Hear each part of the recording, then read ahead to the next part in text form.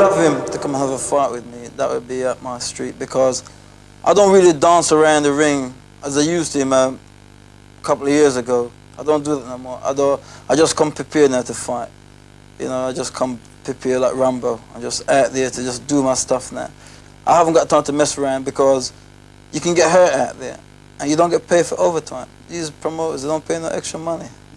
Good evening. There's no doubt that Lloyd Honeyghan shocked the boxing world back in September with that great win over the legendary Don Curry to become undisputed welterweight champion of the world. It was arguably the best ever win by a British boxer in the United States. Well, tonight here at Wembley, he's about to make his first defence against Johnny Bumphus, the official #1 contender, and it's scheduled for 15 rounds. Bumphus, of course, a former world champion himself, one weight down at light welterweight. And as I say, 15 rounds we're expecting here tonight. Well, Alan Minter is with us as ever on these big fight occasions. What do you make of this one tonight, Alan? Well, I think it could be a tricky fight. I mean, Honeyghan's gone to Atlantic City, beat the great Don Curry. Now he's come back to London. He's boxing Bumphus in London. Can he get motivated?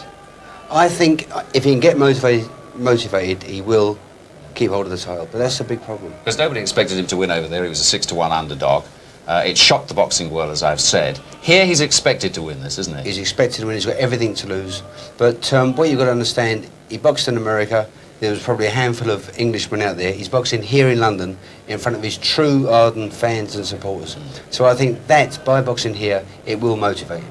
He'll want to give them a show too, won't he? Well, I mean, they've seen it on television in the past. Yes, but they've seen him winning the title. They've seen him as the champion being interviewed on television. They've not seen him live boxing as the champion of the world. So tonight they're going to see him, and he's going to put on a good show, hopefully. Now, this Bumphus, of course, has been a world champion himself, as we say. He was the light welterweight champion, which he won back in 1984. He lost it on his first defence.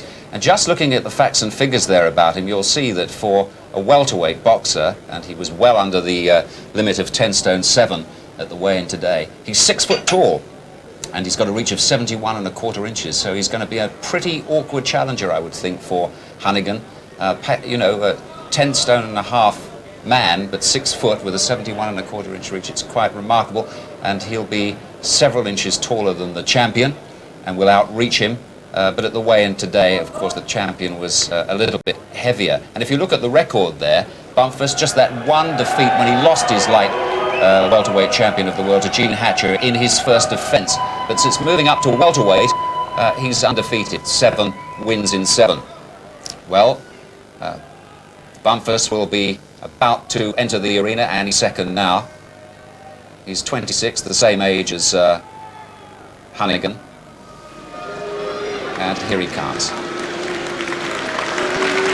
He's from Tacoma in Washington State, but boxes out of New Jersey these days.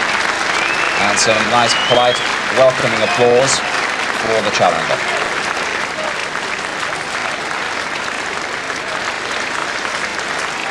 He's got a good record of this man, just that one defeat.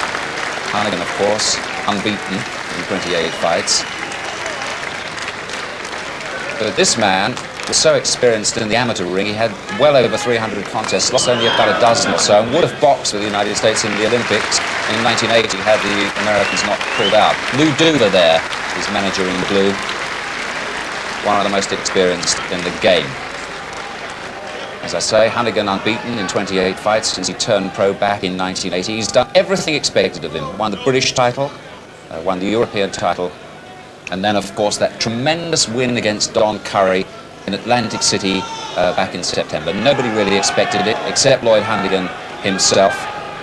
The perfect record for a professional boxer. But of course, as we say, he'll be giving away both height and reach here tonight. And he faces the southpaw in Bumphus too.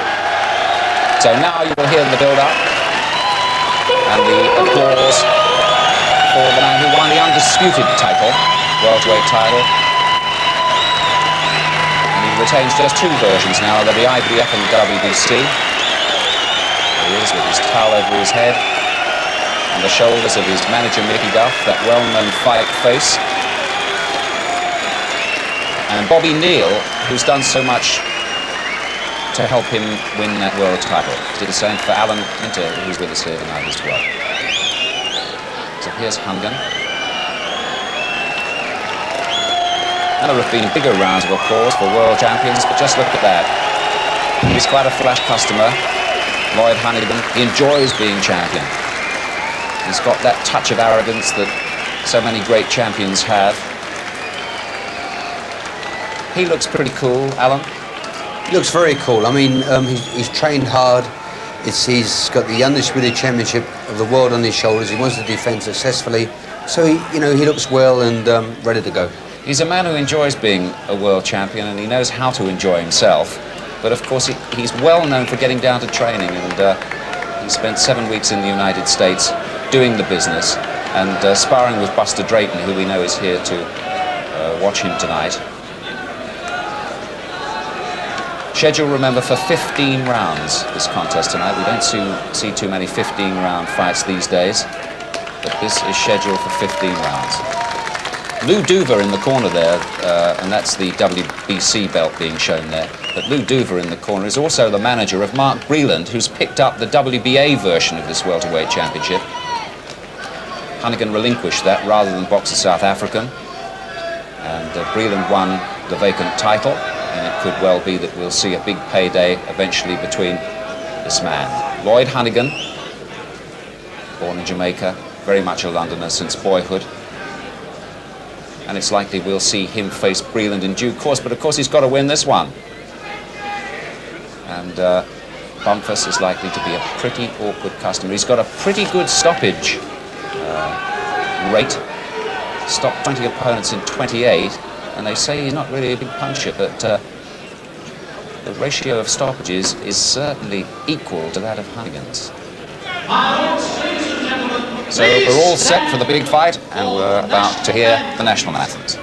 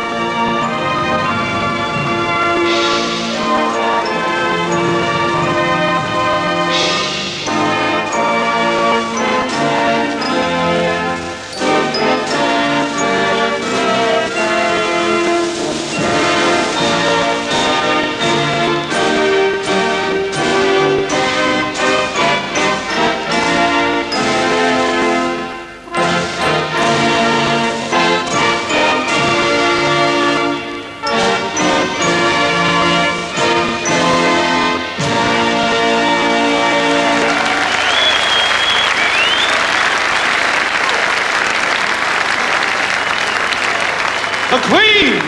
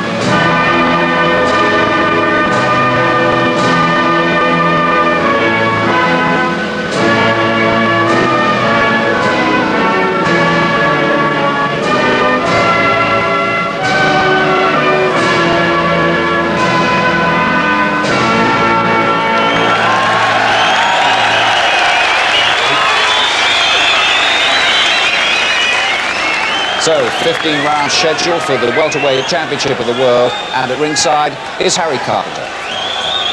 Thank you, Des. Isn't it interesting that only this week Board Control recommended the national anthem should not be played in future in this country because of bad behaviour in the crowd. In fact, they were played tonight and accorded proper respect. Here's Bernard Sullivan, MC.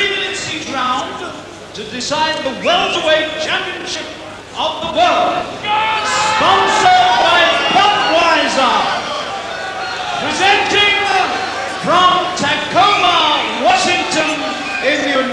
States, the challenger, Johnny Bumphus.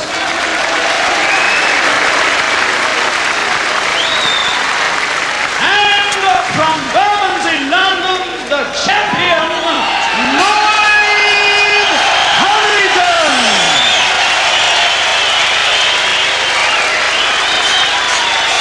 My lords, ladies and gentlemen, this match was made at 10 stone 7 pounds or 147 pounds. And at the weigh-in today at the Odeon, Leicester Square, Bumphus scaled 10 stone 5.5 pounds or 145.5 pounds.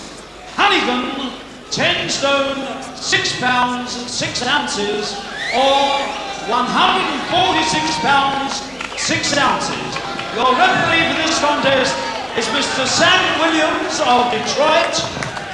Your judges are Mr. Ove Ovesen from Denmark, Mr. Walter Cavalieri of Philadelphia, and Mr. Frank Brunette of New Jersey. Your timekeeper is Mr. Jeffrey Williams of England, and the supervisor, Mr. Walter Stone of Rhode Island. Thank you. 15 rounds then, IBF rules. American referee doesn't score. 3 judges do the scoring, 1 from Denmark, 2 from the United States. So a heavy American influence on the official side, all agreed to by Honeyghan's manager, Mickey Duff. And we get our first glimpse of the difference in height. Honeyghan some 3 inches short at the staring contest. Now traditional. Honeyghan has now discarded the suit of lights, the silver dressing gown to reveal equally dazzling and glittering silver trunks.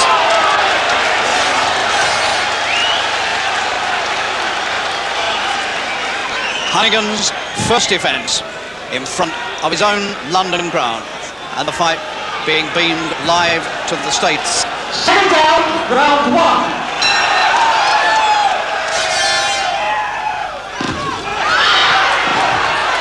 Honeyghan said, I'm going to have to go looking for him, I don't think he'll come to me.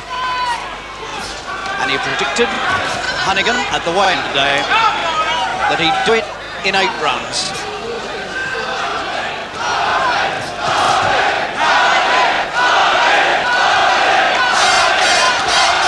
Good right hand from Honeyghan. Bumphus looks all arms and legs.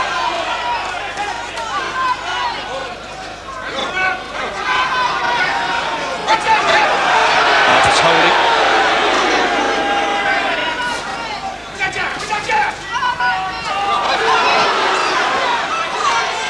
There's no doubt at all that there's a whole new brand of confidence about Honeyghan. He loves being the champion, and he's come to fight like one tonight. I just hope he doesn't overdo it and get careless.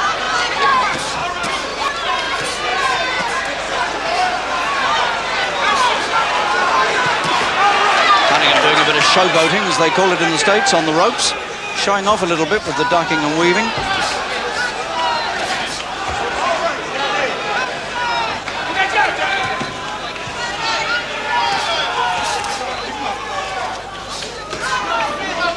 It's a pretty active first round, with 15 scheduled.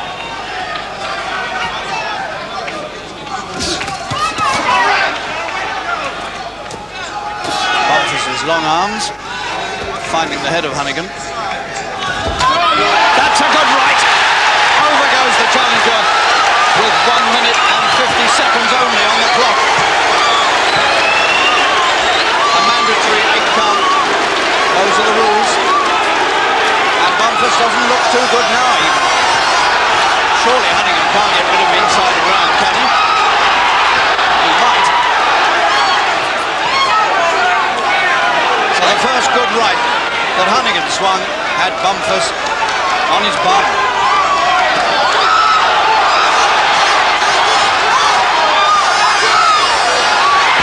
And he was holding on for dear life, and Honeyghan got rid of him. 30 seconds of this opening round remaining. And Bumphus is struggling to stay in the fight.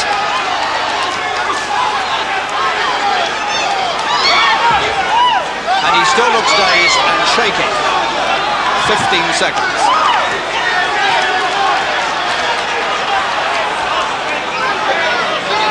And he hugs Honeyghan like a long-lost brother.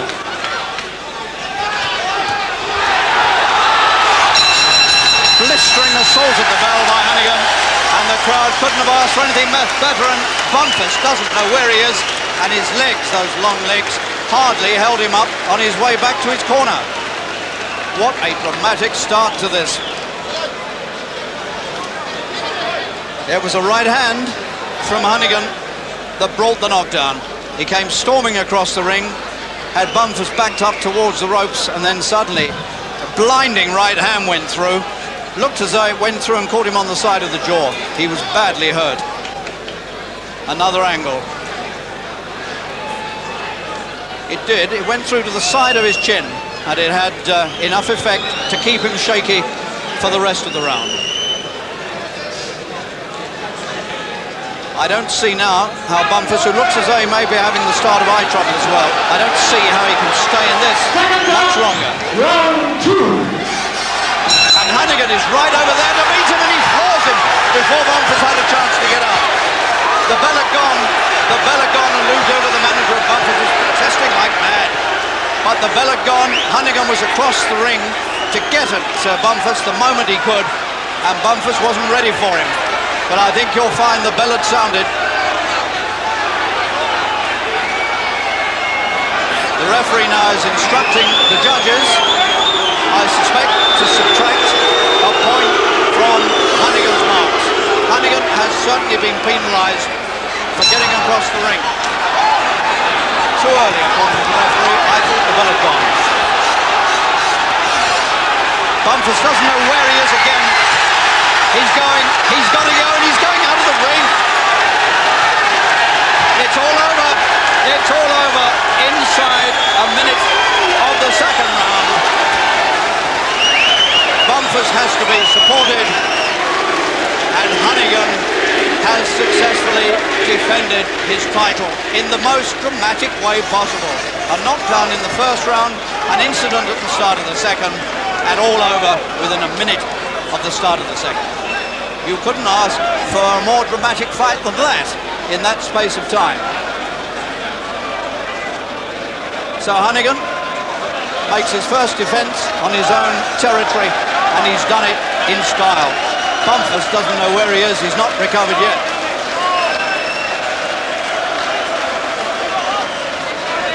Well, that's a sensational fight in every way.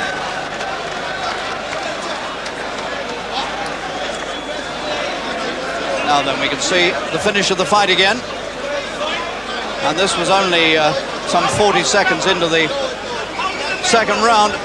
Tremendous right hand sent him reeling into the ropes, and Honeyghan knew he had him. And at this point, he was threatening to knock him completely through the ropes and out into the press seats. And at that point, the American referee, Sam Williams, came across, pulled him away, and declared that the fight was over. Here's our unusual overhead camera looking down the bird's eye view. Right hand caught him across the top of the head, and Bumphus had nowhere to go except out of this fight. Those legs had hardly got him back to the corner at the end of the first round. Honeyghan holds up his WBC belt. He is still the WBC and still the IBF champion. Bumphus still not sure whether he's in London or Tacoma. So the Grand Hall at Wembley, smaller arena than we usually see for the big fights in this country. 2,600 people here. This hall has seen a most astonishing defence by Lloyd Honeyghan, who chalks up his 29th consecutive professional win. Well, he predicted 8 rounds. I'm afraid he was 6 rounds out, but good for him. I suppose he got it wrong on that count, Harry, yes. But a terrific win. Alan, he did exactly what he did against Don Curry. He went for broke right at the start, took the fight to the man. It was a splendid victory, and here were we saying it might have been a difficult fight for him. He must have been oozing with confidence. You know, I mean, he's destroyed Curry. He's come here to defend against Bumphus, and the cornerman must have said, do the same thing, go out and take him out, which he's done. I thought he was looking a bit opened, you know, although he was throwing plenty of punches, but he done the right thing, didn't he? I mean, he pressured Bumphus and just wouldn't let him start leading off with southpaw jabs, and just got right into the fight and took him apart. Fantastic. He certainly uses that right hand. He's had his problems with it because he couldn't throw it in preparation for the Curry fight, and he's been protective of it before this fight too, but he certainly did the damage with it today. But what did you make of the start of that second round with that incident? Because Harry said at the time he felt the bell had gone, and I must admit we thought so too, didn't we? Well, I think the bell went, but what happened, Honeyghan was already up and making his way over to Bumphus's corner, and when the second moved away, Honeyghan was on top of him. So I think the referee should have brought to the centre of the ring and stopped Honeyghan getting to Bumphus until he was off the stall. Well, Lou Duva went crazy, the manager of Bumphus there. But listen to the applause now for this man, Honeyghan. Harry will be endeavouring to have a word with him there for us in a second when he comes into the ring. But it was a sparkling victory, and I think we said at the start that we've heard better welcomes for world champions when he came into the arena, but by heavens, he's certainly getting tremendous reaction now, and he deserves it. An absolutely sparkling win, and that'll make everybody else look up again on the other side of the Atlantic. This is how it finished. But Bumphus really wasn't in contention in the second round. My feeling wasn't about you, was that he hadn't really recovered from the first. No, at the end of the first round, you see him walk to his corner and it was wobbly. Then he came out for the second round, and Honeyghan caught him with one shot, and it just happened again. He was just gone. And this is what happens, you know. Maybe you can be caught cold, which you can be, but Honeyghan tonight was relentless and just wouldn't let him. You know, he knew what he wanted. He wanted to keep hold of his titles and show the world that he is. It was no fluke beating the likes of Don Curry, and he showed what a good champion he is. You know, I personally didn't think he was. I thought it might have been a fluke beating Curry, but it showed tonight that no, he's a danger. He's a danger in the welterweight limits. He's got a bit of a ruthless streak in him, as was shown there at the end there. He didn't really want to stop hitting the man, despite the fact he was outside of the ring. But they'll look up on the other side of the States. I think a lot of people thought there, and a lot of the boxing judges in America thought, well, perhaps Don Curry really was having trouble making the weight, and he's since moved up to light middleweight, and they were kind of excusing him losing to Honeyghan. But they'll look at this because Bumphus is a highly rated fighter. He's the official #1 challenger. Now, in actual fact, of course, Honeyghan can take a few other challenges from down the ranking a little bit if he wants to. That's right. He is the official #1, and he's destroyed him so easily. Now the other likes of the challengers in America are going to look to Honeyghan now and say, "Well, you know, can we avoid him? Because he's looking something special." Well, it couldn't have been worse for poor old Bumphus, could it? I mean, he spoke to me on Grandstand yesterday, and he talked a very good fight then, but things went wrong for him right in this very first round. It was the right hand. I thought originally when I saw that he hadn't quite landed, but you don't knock a man down if you haven't quite landed. No, I think it looked on that angle there, it just slid past his chin, but on the other angle, it just caught his chin, which is good enough. You know, he could have, if he was allowed, he could have got into the fight and made it awkward for Honeyghan. But, you know, they've said, take him out, and he just took him out. You know, so he's still the champion. He's become a more aggressive sort of fighter over the last year or two. When he won, I think when he won the European Championship, when he beat Rossi in Italy there a couple of years ago, he started looking as though he wanted to finish fights quicker and earlier. That's right. The thing is, you know, he's done all what's been asked of him, and by beating Curry, I mean, he must really believe in himself, and that's what you've got to do. If you don't believe in yourself, you waste the time. But he believes in himself now. He's the undisputed champion. I mean, and he wants to keep hold of that title. I think he'll go a long way. Do you? Yeah, it's almost helpful, isn't it? Beating a great champion to begin with, and then, you know, you can sort of take on all comers. But right. I think that we can hear from him now. He's about to have a chat with Harry Carpenter. He's a happy-looking man. Here's the champion with me, Lloyd. That was some job you did there. You've never done a better job in your life than that, have you? Well, I was in the best condition in my life, Harry, because I went to America. I told my manager I want to go to America to train from now on. because I can get the right kind of training, the right kind of sparring. I've been sparring with a champion of the world for this fight. You can't get that sort of sparring in England. I was fit than ever been in my life. I was ready to eat that guy alive. I was ready. You told me 8 rounds earlier today, but you did it a lot quicker than that. 8 rounds, Harry. Well, I decided that Mickey ain't going to pay me for overtime, so I said I'll finish early. Do you want to have a look again? We can show you the finish first. Just have a look. It's coming up here. You really had him go. I mean, he was in no state really to come out for the second, it seemed to me. Anyway, here's the finish. Tell us. Yeah, I was getting, but I was getting myself muddled up a bit. So I just had to calm myself down. I just had my best shot was a right hand, because we've been practicing so many things, man. And I just decided to keep fighting. When he was down, I wasn't going to move back. No way, there's a referee's job to pull me off and stop the fight or count or whatever. I was just going to keep punching. Even if it was on the ground, I was going to keep punching because it's up to the referee to pull me off. Now, we're going to show you next the start of the second round, which was a bit controversial because the Americans have been protesting like mad ever since. Well, look, but I think the bell had gone. What do you think? The bell did gone. Harry, I saw his manager was taking his time to come out the ring. I saw Bumphus was taking his time to come off his stool. And I was going to take advantage of the situation. That's what I did. I ran over there. I said, right, you taking your time to come out. I'm here to fight. I told you I'm here for war. I'm not here to mess around when I'm in this ring. I don't get paid for overtime. I'm here to fight. They made a hell of a fuss about it, but I think you were right because I'm sure the bell had gone. It has gone, Harry, and I'm here to win. I'm not here to mess around. I don't take prisoners. We've got one more, I think, to show. The first knockdown. Terrific right-hand punch. Yeah, well, that was a good right-hand punch. I was messing around a few times. I was missing. I decided to throw that right hand straight through the opening because his hand was coming down at his side. And I see that when I've been hurting him, and he was a bit dizzy. And I thought if I get a good right hand in, that would be it. You really knew you had him, I think, at that point, don't you? Well, it wouldn't go much longer. I told him it's all Rumbo business today. There's no messing around. It's all ragamuffin stuff, you know. We got Mickey Duff, your manager, with us. You must be proud of that performance, Mick. I'm delighted, but I'm not very surprised. He's in a mood he's possessed these days in the gymnasium. You know, when you box 5-6 rounds a day with Buster Drayton, you're really at war. You're talking about a guy that's been in for years with Marvin Hagler. Neither of them took any prisoners. The way he's boxing right now, I wouldn't hesitate to put him in with anybody, even any junior middleweight in the world.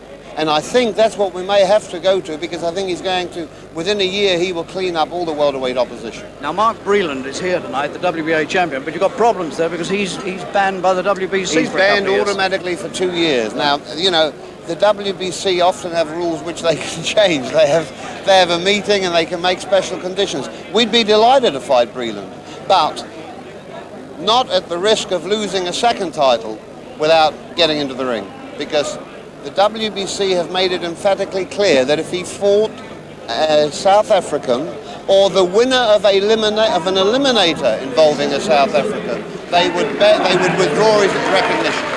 Okay, thank you, Mickey. Well done, Lloyd. Thank you. I like the dressing gown. Yeah, I like it too. I'll get the name of the tailor off you later. Yeah, great. Thank you.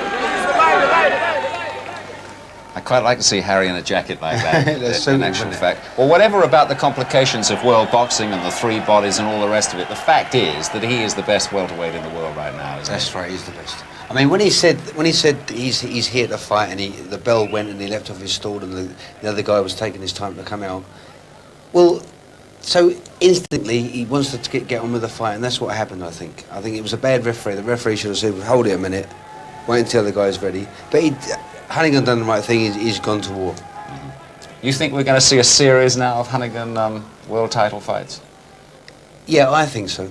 I'm not too sure of how good the other welterweights are. Well, there's Breland, of course. Yeah, who was he's mentioned there. a bit special, I think. He was the Olympic champ. But we can all make, we're all saying that is Honeyghan that good, but he showed, Bumphus might not have been in that great class, but the way Honeyghan destroyed him was, well, you can't say any more, can Well, you? Bumphus has done virtually everything right up till tonight, so you That's can't right. knock it under any No, you circumstances. can't indeed. Thanks very much, Alan. Let's turn